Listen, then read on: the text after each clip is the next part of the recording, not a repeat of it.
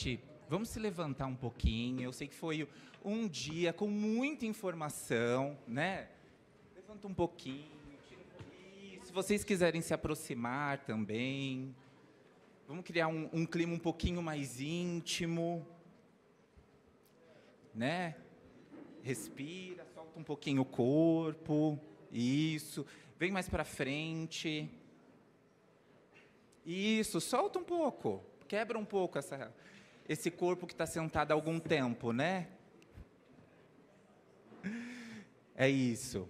Podemos nos sentar, mas a gente vai fazer um exercício ainda no final, só para a gente conseguir compreender sobre o meu tema, ao qual a doutora Fabiana me convidou, né, há algum tempo já, para falar sobre comunicação. Eu sou o Gil Mori. Ali, falo um pouquinho sobre o comprometimento da minha empresa dentro dessa relação social, ao qual a gente fala sobre soluções sistêmicas, que são soluções em grupo. Quando a gente fala sobre SIS, nessa relação do sistêmico, a gente está falando desse encontro, de como nós podemos, de uma certa forma, construir a nossa história, a nossa comunicação junto ao outro. Pois sem o outro é muito difícil a gente conseguir produzir a nossa história, o nosso comportamento, a nossa forma de ser. E eu estou muito feliz, pois eu estou com pessoas que eu amo aqui do lado, são colegas, são amigos, são familiares. E são esses familiares que fazem com que a gente consiga olhar para frente quando nós somos reconhecidos, para que a gente consiga lembrar e relembrar dos nossos objetivos no dia a dia. Porque muitas vezes a gente esquece daquilo que nós somos e aquilo que a gente gostaria de construir ou desenvolver dentro dos nossos processos, que é a vida, né? E não tem como a gente pensar em condomínio, em casa, em apartamento, sem a gente pensar em algo que nos acompanhará a vida inteira, que é a família. Nós vamos nascer numa família, você querendo ou não, é a família que você tem, é a família que você é e que você pode construir a partir disso também, né? E a família que também nós vamos morrer. Vocês já pensaram que vocês vão nascer dentro de uma família e vocês vão morrer dentro de uma família, mesmo que vocês morram de uma forma extremamente violenta? Vai ter um grupo, vai ter elementos, vão ter pessoas que estarão ao seu redor, mesmo você não os reconhecendo. Quando eu digo aqui essa relação da família, eu quero transcender essa ideia que eu vou começar a construir com vocês sobre os muros e a segurança. E em alguma vez, ou enfim, mesmo que você seja advogado, trabalhe com condomínios, na sua relação imobiliária, enfim, mesmo que não seja numa relação direta com o seu trabalho, você já pensou em como, ou o que, ou quando você vai construir a sua casa, o seu lar, a sua forma de viver a sua vida. Algum momento, em algum processo de transição, você vai ter que pensar nisso. E dentro do meu consultório, eu comecei a perguntar para as minhas pacientes, para as minhas clientes, o que faziam com que elas escolhessem um lugar para chamar de lar. E muitas delas começaram a falar, não, para mim, para ter uma casa, eu preciso de um lugar que seja muito dinâmico. Eu preciso que a escola esteja perto, eu preciso que o meu trabalho também seja perto, e se tiver uma academia também, melhor ainda, porque eu gosto do dinamismo. Eu quero que, para que eu more numa casa, tenha dinâmica, tenha estrutura para que eu consiga fazer as coisas no melhor tempo possível. Outra falou para mim assim, preciso de espaço, Gil. Minha casa precisa ter espaço, minha casa precisa ter lugares para eu respirar de forma diferente. Falei assim, que legal, também acho muito interessante. Porém, todas essas categorias, elas atravessam uma que faz com que a gente consiga entender o que é a vida. E ela é muito simples e nos atravessa a todo momento, que é a segurança. Se eu não tenho segurança na minha vida, no lugar onde eu vou morar, ou mesmo aqui para conversar com vocês, para trocar essa ideia, os meus palestrantes, para que eles... Os meus não, né? Os seus convidados, né? Os nossos convidados dentro dessa troca. A gente precisa ter segurança. E aí? Na palestra anterior, a gente falou um pouco sobre a relação do medo sobre os golpes. E por que, quando a gente sente medo, nós perdemos a nossa atenção e um golpe, um crime, pode ser realizado? O que faz com que eu perca total sensação sobre mim mesmo e acabe sendo levado dentro de um golpe? É emoção. Quando eu estou me sentindo ameaçado, a primeira coisa que eu vou querer fazer é lutar ou fugir. Eu não estou querendo pensar sobre o golpe, o que está acontecendo dentro daquele momento, porque o valor maior dentro desse olhar é a vida. E se a gente não se sente seguro para viver a nossa vida, ter diálogo, comunicação, é muito difícil a gente produzir uma experiência que seja confiante, que seja autêntica, que seja real. Quando a gente fala do nosso lar, e por isso que eu coloquei esse desenho tão bonitinho, né, da criança, com tantas emoções, porque eu preciso autorizar e sentir para que eu tenha segurança. E o que acontece hoje é que os condomínios estão vendendo essa segurança, pois nós estamos dentro de uma política e de uma sociedade onde o medo, ele é comunicado a todo momento, para que nós possamos perder a nossa capacidade de segurança.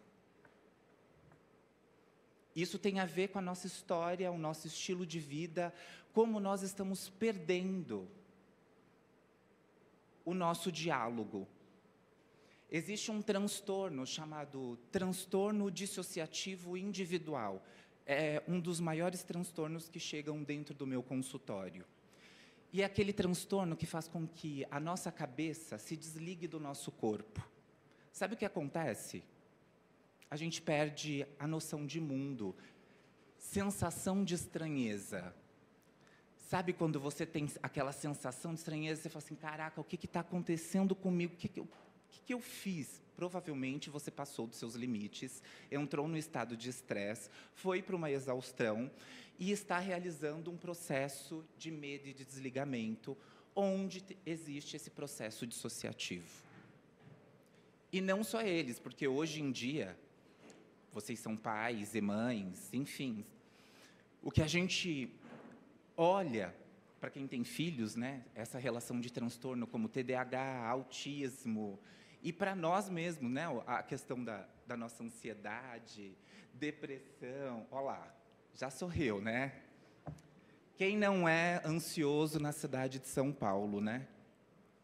Mas o que eu quero dizer é que nós estamos pagando pela nossa segurança e que nós achamos isso de uma forma muito normal, comum.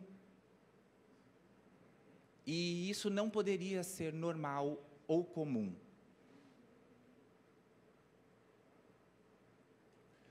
Quando eu comecei a construir essa palestra, eu tinha 3 símbolos muito importantes ao qual eu queria trazer e discutir com vocês, que é a Muralha da China, o Muro das Lamentações e o Muro de Berlim. Seriam esses 3 tópicos que eu iria trazer como aproximação para que a gente pudesse olhar para os nossos muros. E aí, na semana passada, caiu essa informação para mim, do G1, passou na CNN e tantos outros. Pois, se existem muros, na minha percepção, na minha perspectiva de pensar, quem é que está do outro lado desses muros? Quem são essas pessoas que nós estamos pagando para que a gente tenha distanciamento delas?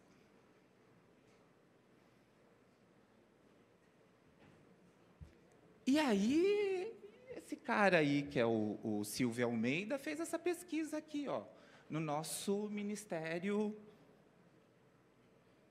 dos Direitos Humanos. 1 em cada 1.000 brasileiros não tem onde morar. São essas pessoas que os condomínios estão levantando esses muros. E aí tem algo muito interessante dentro dessa pesquisa, que são informações válidas para a gente entender o porquê que essas pessoas estão indo para a rua. Primeiro que 87% dessas pessoas são pretas e pardas, homens, que não têm trabalho. Essa é a primeira informação que é importantíssima dentro dessa perspectiva. A segunda é que 44% dessas pessoas que saem das suas casas, elas saem por uma questão de violência. Apenas 13% com mulheres. A nossa amiga que fala sobre violência com mulheres, né? Eu fiquei feliz de ser apenas 13% a violência contra as mulheres esse ano. Fiquei muito feliz. Exato, mas além da relação com o feminicídio, a gente ainda fala sobre a questão de gênero, que aí é pano para manga, né? E como terapeuta, qual foi a pergunta que eu me fiz? O que está acontecendo com essas famílias para que elas não tenham tolerância em dialogar com aquilo que é diferente dentro dos seus lares? Pois 43%, 44% é muito, gente. É muita violência. O que está acontecendo com essas famílias para que elas excluam, ao invés de integrar? E não integrar só as pessoas que estão dentro do seu grupo familiar, mas além dos muros. O Brasil, ele é muito resistente à ação social. A gente tem um paradigma tremendo. Os brasileiros saem daqui, vão para a Europa, para os Estados Unidos, lá tudo funciona, e o pessoal fala assim, nossa, por que tudo funciona? Ação social. Eles sabem o que estão acontecendo dentro das casas, porque tem pesquisa.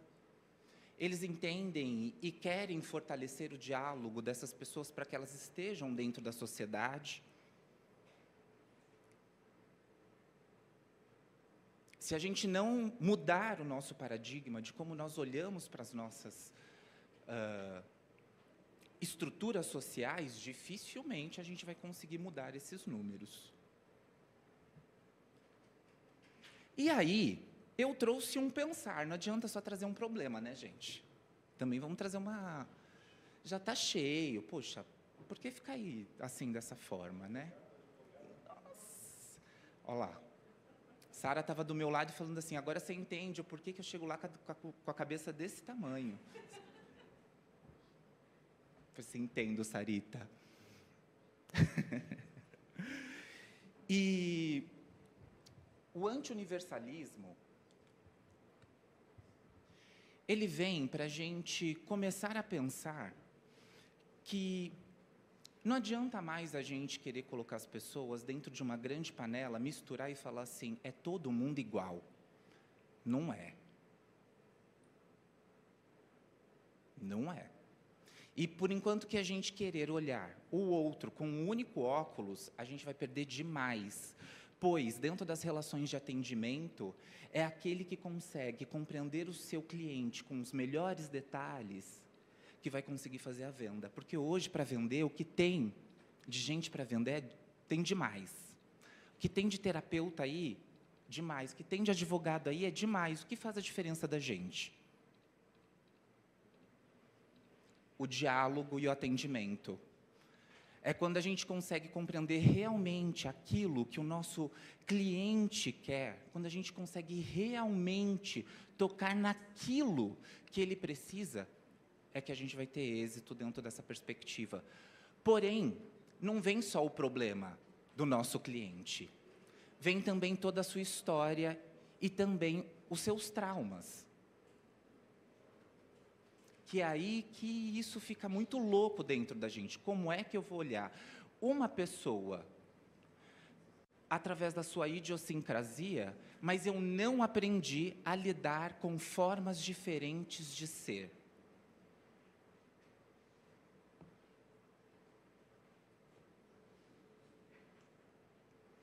Então, o anti-universalismo vem para a gente começar a pensar que não adianta a gente ter uma postura universal de pertencimento a todos, de uma forma igualitária, se a gente não olhar para cada um dentro da sua perspectiva, vai ser muito difícil a gente encontrar uma relação até meritocrata. E a instituição do diálogo, pelo diálogo, nós somos seres humanos, adoramos história.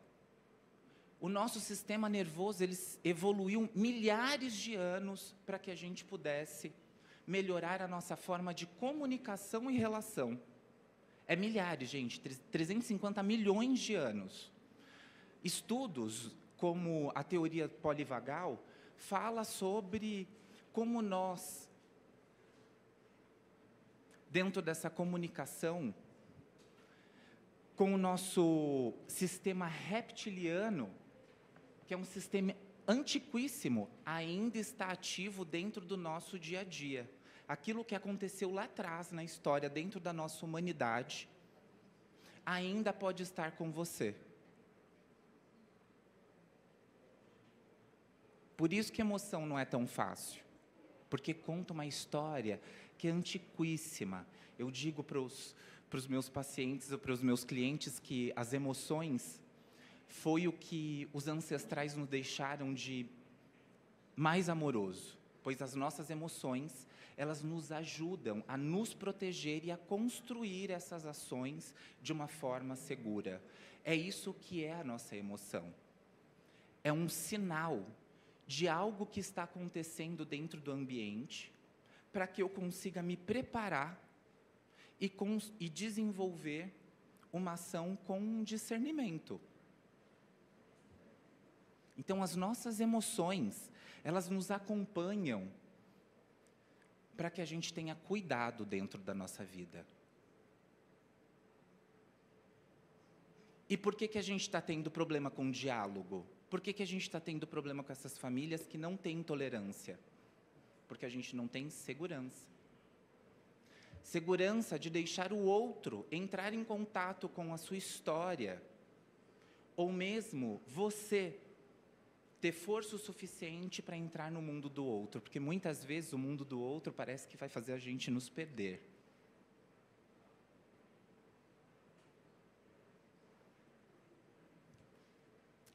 Quando a gente fala sobre o antiprotagonismo, e aí eu trouxe aqui esse círculo, que na verdade foram roteiristas que fizeram, que estudaram Campbell e Jung, e eles trazem alguns personagens que nós podemos ter no nosso dia a dia. Nós falamos que nós somos originais, que nós somos essenciais, mas cada vez mais a gente vai entendendo que nós somos um campo complexo. Não existe uma essência em nós, existem algumas essências em nós. A gente está muito acostumado em uma ideia única de ser. E essa ideia é que nos faz nos machucar. Então, quando eu entro nessa relação do antiprotagonismo, o que eu quero convidar vocês é a pensar nesses personagens que vocês estão entrando. Na família, na carreira, na sua saúde. Ou mesmo no condomínio. Quem nunca participou de uma reunião de condomínio, tem lá o presidente, aí tem um outro governador. A pessoa está lá do outro lado, falando, mas e o detalhe disso? E o detalhe daquilo? Ela não faz nada, mas ela quer mandar, até no presidente. A gente chama isso de complexo de governador. Ou governante.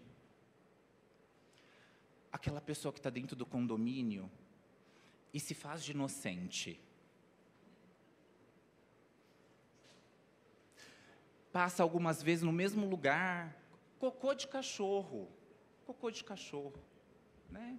Condomínio e animal, é tudo para dar confusão, né? Ela sabe que não pode fazer ali, a gente já sabe de todas as normas, aí chega na reunião, eu não sabia.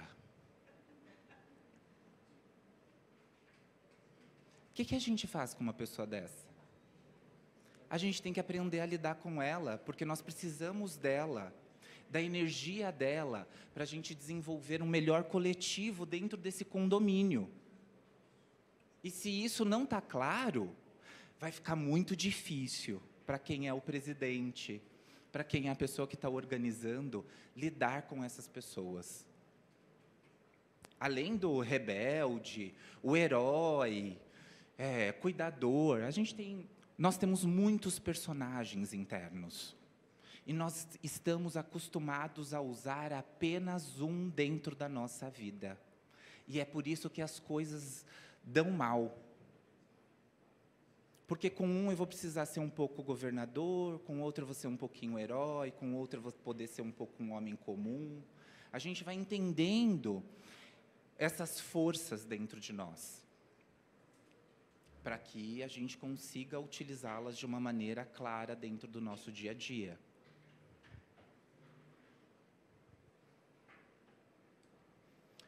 E aí, o terceiro é o anti-imediatismo. O medo, ele causa uma estrutura de ameaça. E essa ameaça faz com que a gente perca a nossa noção de tempo. Olha só.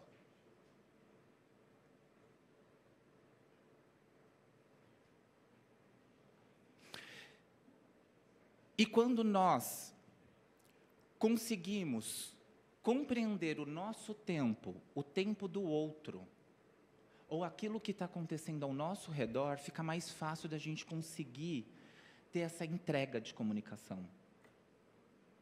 O primeiro tempo é um tempo cronológico, é um tempo que é nos dado. Ele tem começo, meio e fim, ele é linear, está no nosso trabalho. Todo mundo reconhece ele, né? E muitos de vocês têm problemas com esse tempo. Quando a gente fala de burnout, né? Workaholic, relações hiperativas, preciso fazer, ansiosa, tenho que realizar. Perdeu a noção do seu próprio tempo e está vivendo o tempo do outro. Mas isso aqui em São Paulo não tem como. Tem sim. O que eu mais atendo dentro do meu consultório são pessoas que conseguiram reabilitar a sua própria noção de tempo. Quando a gente fala de Kairos, que é um tempo do nosso corpo, dos nossos ciclos, da nossa forma de realizar as nossas relações. Como é que você olha para os seus ciclos de vida? Você está comendo? Você está bebendo água? Imagina, Gil, o que comunicação tem a ver com tempo, beber, comer? Se você não tiver energia e se você não tiver tempo para realizar a comunicação e a estrutura da sua história, você não vai conseguir produzir. É apenas isso. Fica 3 noites sem dormir. O que acontece com você no quarto dia? A desorientação, a apatia, o excesso, a falta de apetite.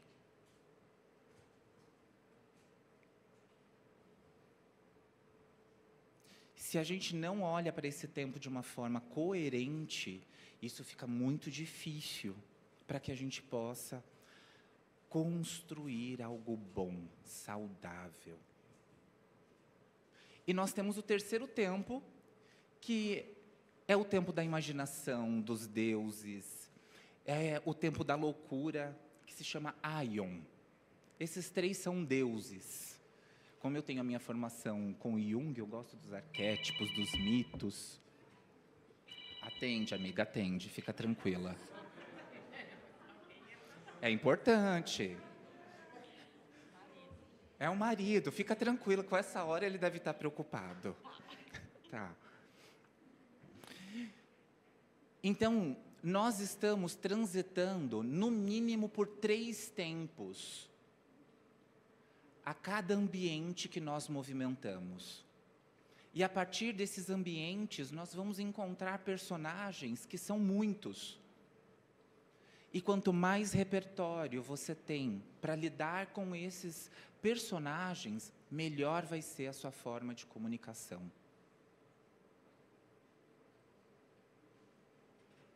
Pois é a comunicação que vai nos ajudar a lidar com essas questões para a gente desenvolver o melhor dentro do coletivo, que é o que a gente quer despertar aqui.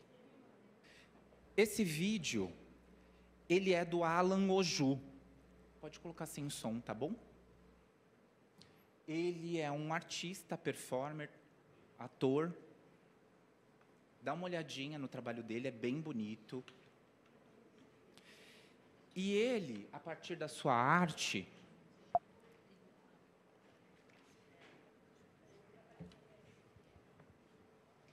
ele nos convida a refletir sobre o que são os muros dentro da nossa cidade, de diversas formas possíveis. E uma delas é essa aqui, que se chama paisagem esculpida, né? Eu gostaria que vocês tivessem um tempo dentro da casa de vocês, assim. Aqui tem 22 minutos, eu vou continuar o nosso encontro para a gente entender um pouquinho sobre essa relação do diálogo. Porém, fica a referência para a gente conseguir sentar, meditar, pois é muito interessante como ele vai construindo toda essa relação da arte a partir desse muro. E para a gente, tudo bem a gente fazer um pequeno exercício para entender como essa relação da comunicação acontece no nosso corpo? Tudo bem? Podemos vir um pouco mais para cá? Eu gostaria que vocês colocassem os pés no chão, descruzassem os seus braços. Vocês podem fazer de olhos abertos ou fechado, não tem problema nenhum. Se vocês forem fazer de olhos abertos, apenas encontre um lugar para vocês deixarem, pousarem os olhos de uma forma fixa. Isso. Vai respirando, entrando em contato com o seu corpo através da respiração. Isso. Nós vamos fazer uma pequena experiência, fazer um check-in no nosso corpo, para a gente entender como nós estamos agora. Então, se você puder fechar os olhos ou deixar os olhos fixados em um lugar, vai respirando. Isso, exatamente. Apenas pelas narinas, respira e solta.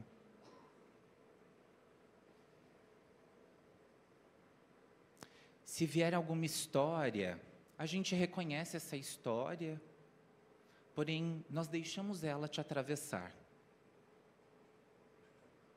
Isso.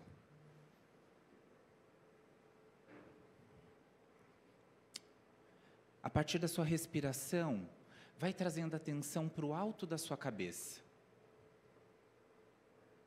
Isso. Sente seu couro cabeludo.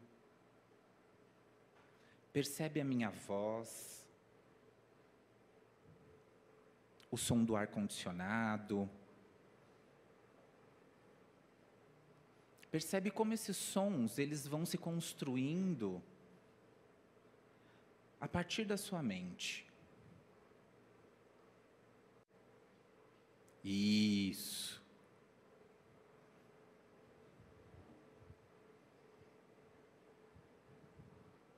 Percebe entre as suas sobrancelhas, os seus olhos.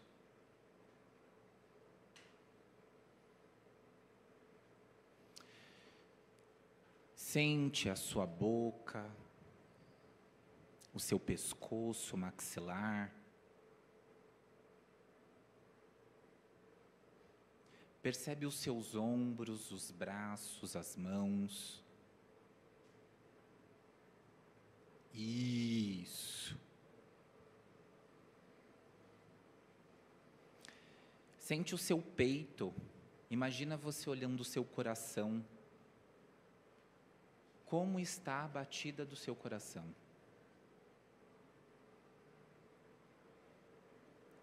Exatamente. Percebe seu diafragma, o seu estômago, as suas vísceras, o seu intestino. Isso. Exatamente. Sente o seu quadril, o bumbum, a sexualidade, as suas pernas, os seus joelhos, o seu calcanhar, o peito, a planta do pé. Eu sei que o dia foi cansativo, tivemos muitas trocas, porém, sente aí, existe segurança? Você está se sentindo conectado, entregue, há uma tranquilidade? Como seu coração ele está batendo aí? Isso. Você sente uma vontade de sair, de fugir nesse momento? Há uma ansiedade? A sua respiração, ela está curta, ela está longa? Ou existe um certo medo, uma tristeza, uma desconexão? Você percebe um vazio que até te tira daqui, te leva para um outro lugar. Como está o seu corpo nesse momento? Isso. Respira.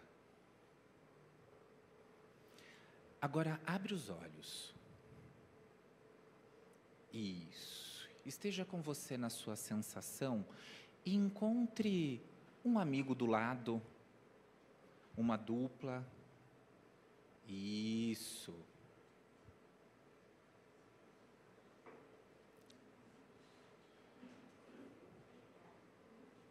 Isso, e vamos ficar em pé.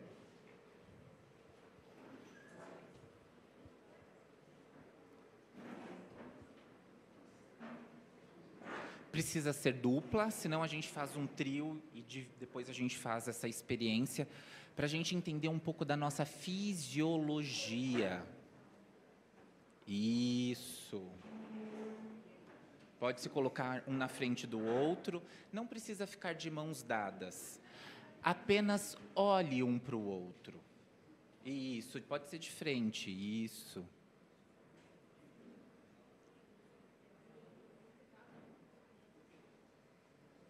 Dá uma olhada. E presta atenção no olhar do outro.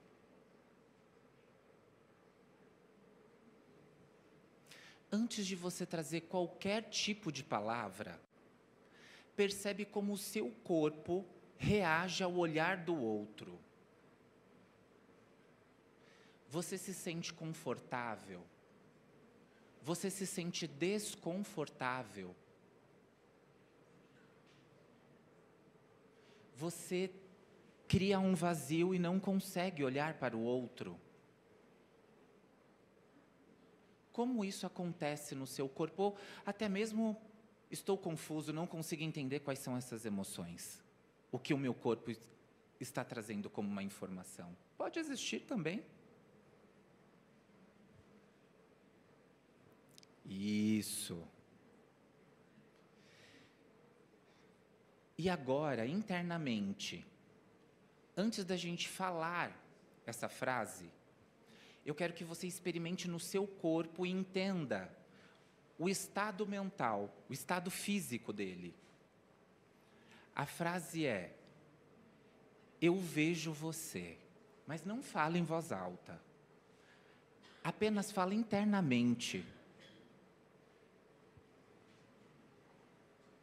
Como o seu corpo reage a essa frase?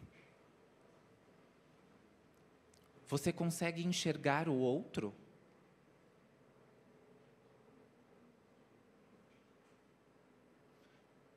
Quando você olha lá na íris, o que você enxerga?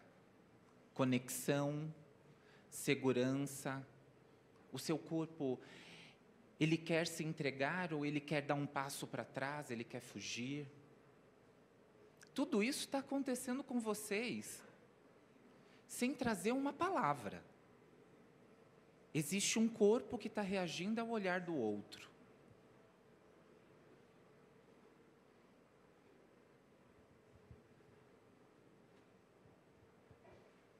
Isso. E aí, uma pessoa da dupla ou do trio pode falar, mas agora com presença. Porque tudo isso que a gente foi trabalhando foi para criar presença, para que vocês estivessem aqui, com toda a completude, com tudo que vocês são. E a frase que eu vou trazer é a mesma ao qual a gente já repetiu internamente. Eu vejo você.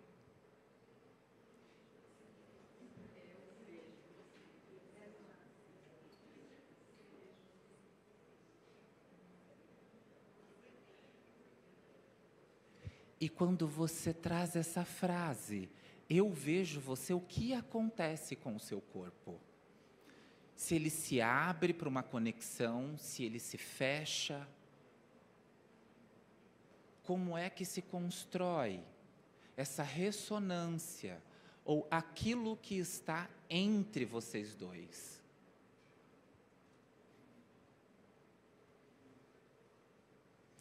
Pois, como seres humanos,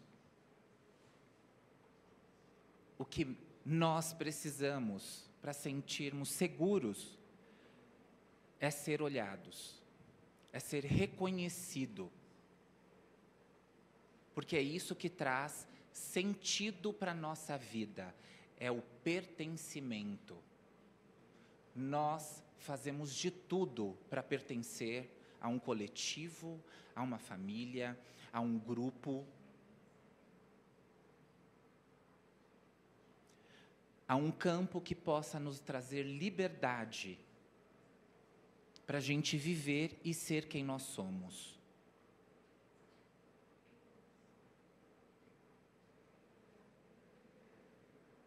Isso. Respira. Agradece o seu colega pelo exercício.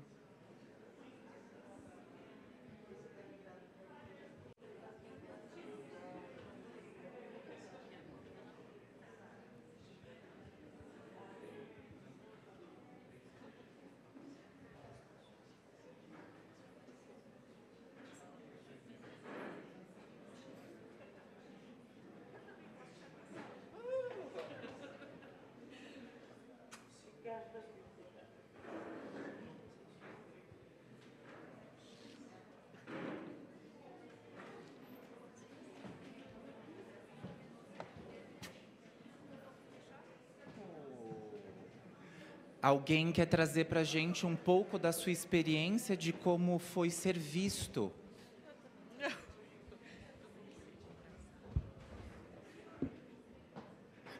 Alguém tem alguma pergunta ou quer trazer sobre a sua experiência? Eu vejo o rostinho de vocês diferente já.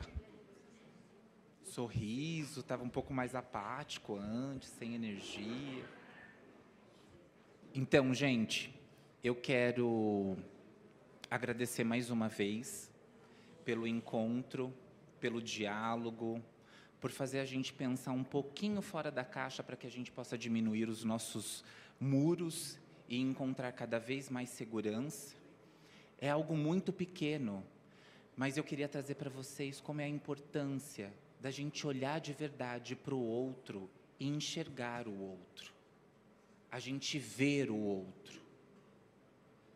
E enxergar da forma e da maneira que ele é, sem querer mudar. Obrigado, Fabi.